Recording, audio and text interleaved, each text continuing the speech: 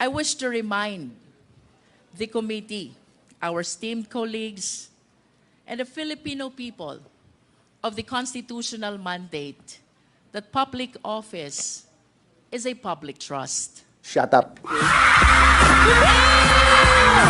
Bang!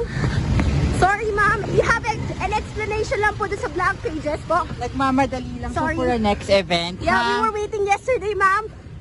Ma'am, kindly explain daw po yung an explanation lang po. Blank pages lang po. Tingnan ko sa iyo, ha? Ano nangyari? You're lying.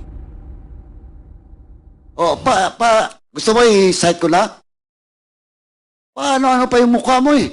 Alas 9:30 gabi ng Huwebes, January 23, matapos dumalo sa isang hearing sa Kamara, hinabol ng House reporters ang mambabatas para muling tanungin hinggil sa mga aligasyon kaugnay ng budget. Gayunman, wala pa ring tugon ang mambabatas. Kong Stella, may issue po.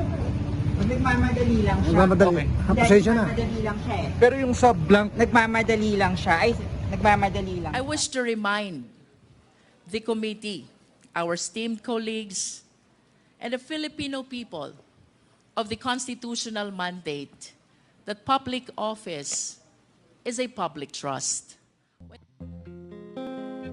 Complete. At yun po ang naging basehan po ng 2025 CAA. Ma'am, you also mentioned in a statement na yung pag-ratify nung revised or yung corrected version ay unnecessary. Can you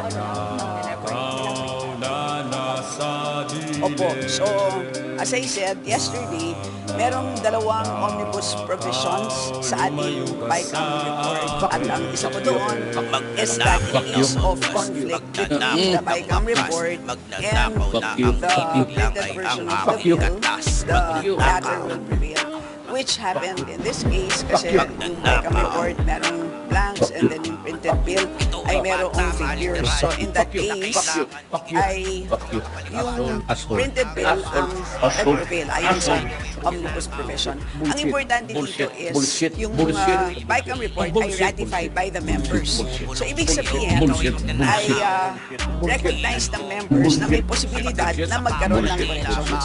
Pero ang first omnibus provision has to do with the nature of the correction. Sabi, dun sa first omnibus provision, typographical errors as well as adjustments as a consequence of the amendments.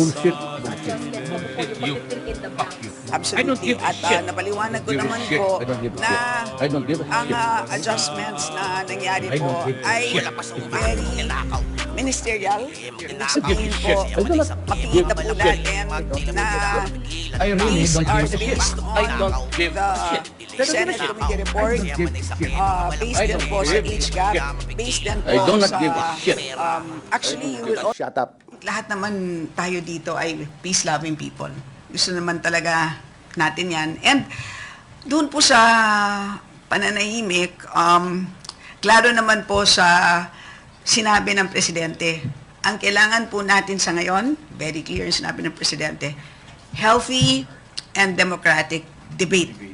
Sana naman po ay, ang problema kasi is kapag may mga inquiries sa Senado na